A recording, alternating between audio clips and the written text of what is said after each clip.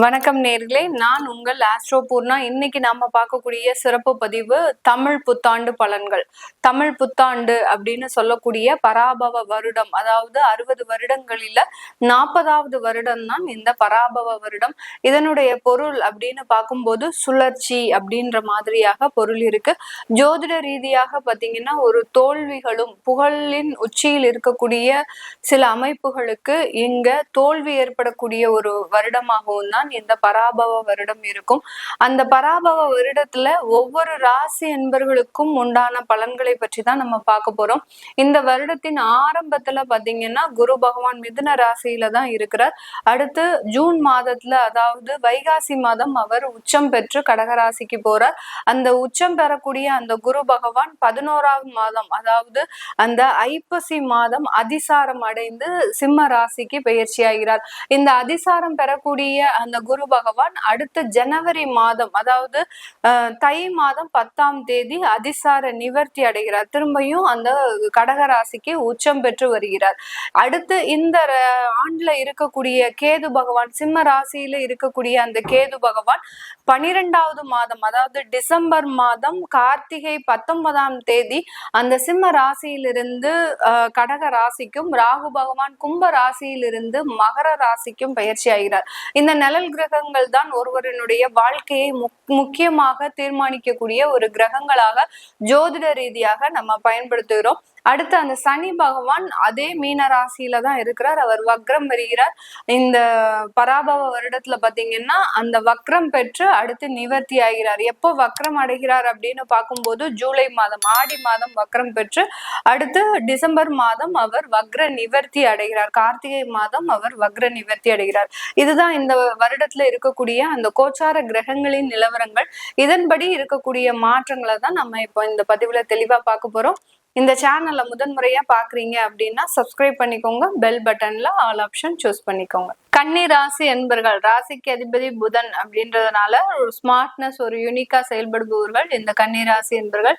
நிறைய இடத்துல தோல்விகள் அதிகமாக இருக்கும். இந்த கன்னிராசி என்பர்களுக்கு எதிரிகளினுடைய சமாளிக்கக்கூடிய ஒரு திறமை அப்படின்றது, எல்லாரையுமே ஒரு நண்பர்களாக பார்க்கறதுனால யார் எதிரி யாரு ஒரு நண்பர் அப்படின்ற மாதிரியான சில விஷயங்களை இவர்களால தீர்மானிக்க முடியாத ஒரு குழப்பமான ஒரு சூழ்நிலையில இருப்பாங்க. இதனால நிறைய தோல்விகள், யாரையாவது நம்பி எதையாவது ஒரு விஷயத்த செஞ்சுட்டு கடைசி ஏமாந்து போய் நிக்கிற ஒரே ராசி என்பர்கள் நம்ம கன்னிராசி என்பர்கள் தான்.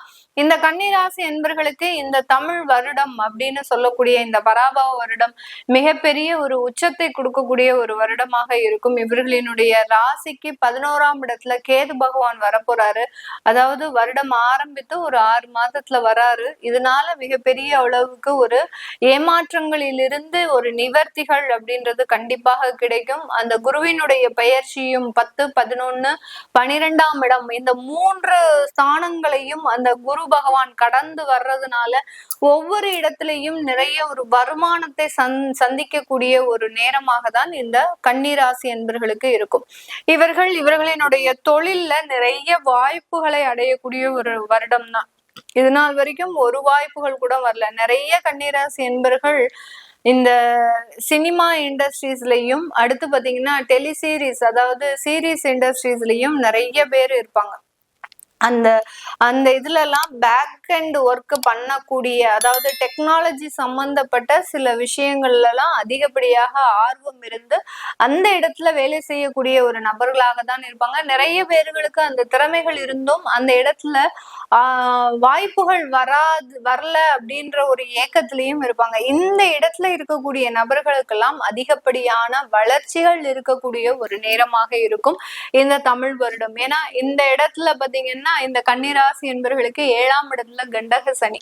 அந்த 7ஆம் இடத்துல இருக்கக்கூடிய அந்த சனி பகவான் உங்களுடைய கம்யூனிகேஷன் ஸ்கில்ல பாத்தீங்கன்னா கொஞ்சம் அப்படியே மறைமுகமா ஒரு மந்தமா வச்சிருப்பீங்க. எந்த இடத்துல நீங்க பேசணுமோ அந்த இடத்துல பேசாம ஏதாவது ஒரு தேவையில்லாத இடத்துல நீங்க பேசக்கூடிய ஒரு அமைப்பு அப்படின்றது வரும். இதை மாத்திரம் நீங்க கரெக்ட் பண்ணிக்கிட்டா போதும். சனி பகவான் என்ன செய்வாரு அப்படின்னு தெரிஞ்சு போச்சு அப்படின்னாலே அதை நீங்க திருத்திக்கிட்டீங்க அப்படின்னா கண்டிப்பாக இந்த கண்டக சனி உங்களுக்கு மிகப்பெரிய ஒரு பிரச்சனையை கொடுக்காத ஒரு சனியாக இருக்கும். நிறைய பதிவுகள்ல நிறைய பேர் சொல்லுவாங்க கண்டகசனி மிகப்பெரிய ஒரு ஆபத்தை கொடுக்கும், கலத்திரத்தை கெடுக்கும், தேவையில்லாத பிரச்சனைகளை கொடுக்கும். கண்டகசனினாலே ஒரு பயம் பதட்டம் அப்படின்றத உருவாக்கி இருக்கிறாங்க. ஆனா அந்த சனி பகவான் என்ன செய்ய போறாரு?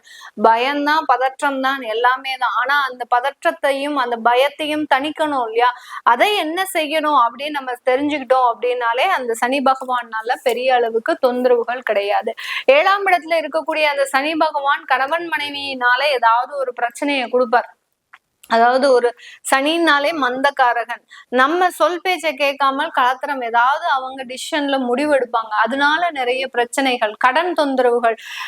கணவன் தொழிலுக்காக கடன் வாங்கி வீட்டுல இருக்கக்கூடிய நபர்களையும் சேர்ந்து தொந்தரவு செய்யும் போதுதான் அந்த கண்டக சனி செயல்பட ஆரம்பிக்கும்.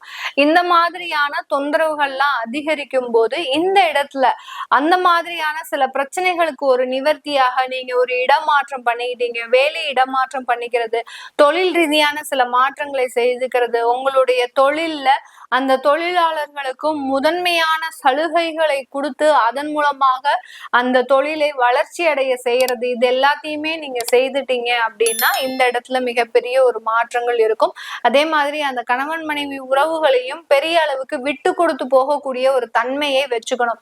இந்த இடத்துல ஈகோ அப்படின்ற பிரச்சனைகள் கண்டிப்பாக வரும். இந்த கன்னிராசி என்பவர்களுக்கு நான் தான் பெருசு, நான் சொல்றதுதான் கேட்கிறோம், நான் எடுக்கக்கூடிய முடிவுகள்னாலதான் எல்லாமே நன்மையா இருக்கு, நீங்க எடுக்கக்கூடிய முடிவுகள்னால சில பிரச்சனைகள் வருது இப்படின்னு அந்த தவறை சுட்டி காட்டும் போது அந்த கணவன் மனைவி பிரச்சனைகள் மிகவும் பெரிய அளவுக்கு ஒரு பிரச்சனைகளை கொடுக்கக்கூடிய ஒரு டைமாக இருக்கும். அதனால அந்த ஈகோ கிளாஷ் இல்லாம விட்டு கொடுத்தும் போகக்கூடிய ஒரு மனப்பான்மையை வச்சுக்கிட்டீங்க அப்படின்னா இந்த காலகட்டம் இந்த கன்னிராசி என்பவர்களுக்கு மிகவும் அற்புதமான ஒரு காலகட்டம். ஏன்னா இந்த ராசி என்பவர்களுக்கு சனி பகவான் மாத்திரம்தான் சில தொந்தரவுகளை செய்வாரே இல்லையா, மற்றபடி ராகு கேதுவும் பிரச்சனையை கொடுத்து விளக்க போகுது. அடுத்து பாத்தீங்கன்னா குரு பகவானும் நிறைய ஒரு வளர்ச்சிகளை கொடுக்க போறாரு. அதனால இந்த சனியினுடைய தாக்கத்தை நம்ம கொஞ்சம் குறைச்சிக்கிட்டோம் அப்படின்னா இந்த ராசி என்பவர்களுக்கு மிகவும் நன்மைகள் நடக்கக்கூடிய ஒரு நேரம். இதே நேரத்துல புதிதாக திருமணங்கள் ஆகுது அப்படின்னா இந்த வருடத்துல ஆகக்கூடிய திருமணங்கள்ல புத்திர பாக்கியங்கள் அப்படின்றது கொஞ்சம் கம்மியா இருக்கும். இந்த நேரத்திலேயே நீங்க அந்த குழந்தை பாக்கியத்தை எதிர்பார்த்தீங்க அப்படின்னா கண்டிப்பாக அதுல தடைகளும் தாமதங்களும் இருக்கும். ஏன்னா பிஃபோர் டிசம்பர் அந்த புத்திர பாக்கியத்துல எந்த பிரச்சனையும் இருக்காது. ஆஃப்டர் டிசம்பர் கண்டிப்பாக அந்த குழந்தை பேர்ல பிரச்சனைகள் இருக்கும். சின்ன மருத்துவ ரீதியான சில ஆலோசனை பெற்றுதான் நீங்க அந்த குழந்தை பாக்கியம் பெறணும்ன்ற ஒரு அவசிய சூழ்நிலை வரும். ஏன்னா 5ஆம் இடத்துல அந்த ராகு பகவான் வர்றதுனால இந்த மாதிரியான குழந்தைகள் ரீதியான சில பிரச்சனைகள் எல்லாம் உருவாகுவதற்குண்டான ஒரு நேரம்.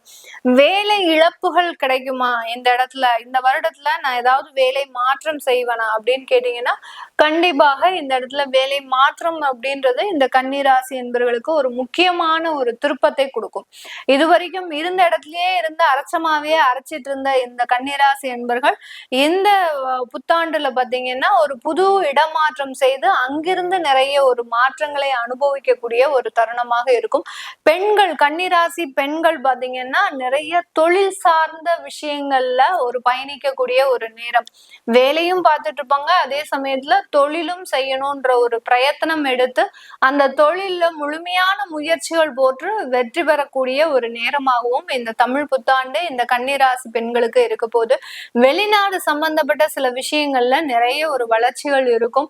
அந்த வெளிநாட்டுல இருக்கக்கூடியவர்களுக்கு அங்க சுயமாக சொத்துக்கள் வாங்குறதுக்கு உண்டான ஒரு நேரம். ஏன்னா உங்களுடைய சுகஸ்தானாதிபதி 10, 11, 12ஆம் இடத்துல பிரயாணிக்கும் போது இந்த இடத்துல வெளிநாட்டுல வாழ்பவர்கள் அங்க சுயமாக சொத்துக்கள் வாங்கக்கூடிய ஒரு தருணமாக தான் இருக்க போகுது. அதனால இது எல்லாமே இந்த வெளிநாட்டுல இருக்கக்கூடியவர்களுக்கு நடக்கக்கூடிய ஒரு தருணம். 5ஆம் இடத்துல ராகு என்ன பிரச்சனை, இன்னொரு பிரச்சனையை கொடுப்பாரு. ஏற்கனவே நம்ம அந்த இந்த புத்திரன் அதாவது குழந்தை பாக்கியம் சம்பந்தப்பட்ட சில பிரச்சனைகளை சொல்லிட்டோம், வேலை இடமாற்றம் சொல்லிட்டோம். அடுத்து பாத்தீங்கன்னா இந்த 5ஆம் இடத்துல இருக்கக்கூடிய ராகு பகவான் காதல் சம்பந்தப்பட்ட விஷயத்துல கண்டிப்பான ஒரு பிரிவினையை கொடுக்கும். கன்னிராசி அன்பர்கள் புதுசா இப்பதான் மேடம் காதல் செய்ய ஆரம்பிச்சேன், நீங்க உடனே ஆஃப் பண்ணிட்டீங்களே அப்படின்னா இது கண்டிப்பாக நடக்கும். ஏமாற்றத்தை கொடுக்கும், தேவையில்லாத பிரச்சனைகளை கொடுக்கும், குடும்பம் ரீதியான சில தொந்தரவுகளையும் கொடுக்கும். அதனால இந்த தமிழ் புத்தாண்டுல நீங்க இந்த காதல் போன்ற விஷயங்கள்ல ஈடுபடுறத முற்றிலுமா அவாய்ட் பண்ணிக்கணும். அவாய்ட் பண்ணிக்கிட்டீங்கன்னா தான் இந்த ராசி என்பவர்களுக்கு மிகவும் ஒரு நன்மைகளை கொடுக்கக்கூடிய ஒரு ஆண்டாக இருக்கும். இதெல்லாமே நம்ம கோச்சார நிலவரப்படி பலன்களை கணிச்சு சொல்லியிருக்கிறோம். உங்களுடைய சுய ஜாதக தசாபுத்தி பலன்களை பார்க்கணும் விருப்பப்படுறவங்க கீழே இருக்கிற நம்பருக்கு வாட்ஸ்அப்ல அப்பாயின்மெண்ட் வாங்கிக்கிட்டு நீங்க கன்சல்ட் பண்ணிக்கலாம். உங்களுடைய குழந்தைகளுக்கு ஜாதகம் எழுதணும், நியூமராலஜி படி பெயர் வைக்கணும்னு நினைக்கிறவங்களும் கீழே இருக்கிற நம்பருக்கு வாட்ஸ்அப்ல மெசேஜ் அனுப்புங்க. அதற்குண்டான விவரங்கள் தெரிய வரும். உங்களிடமிருந்து விடைபெறுவது உங்கள் ஆஸ்ட்ரோபூர். நான் நன்றி, வணக்கம்.